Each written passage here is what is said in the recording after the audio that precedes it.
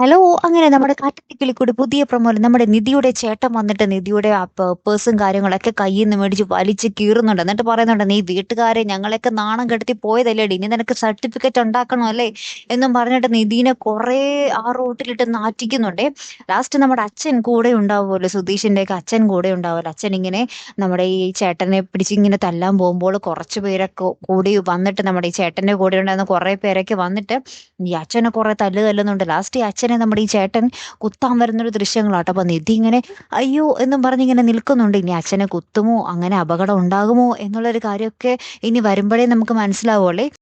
പിന്നീട് നമ്മുടെ സുധീഷിന്റെ വീട്ടിൽ എല്ലാവരും ഭയങ്കര ടെൻഷനിൽ നിൽക്കുന്ന രംഗങ്ങളാണ് നമുക്ക് കാണുവാൻ സാധിക്കുന്നത്. നിധി ഇതേവരെ പോയിട്ട് തിരികെ എത്തിയില്ലല്ലോ എന്ന് പറഞ്ഞ് രാത്രിക്ക് രാത്രി നമ്മുടെ സുധീഷ് ഇങ്ങനെ വീടിന്റെ ഫ്രണ്ടിൽ നടക്കുക.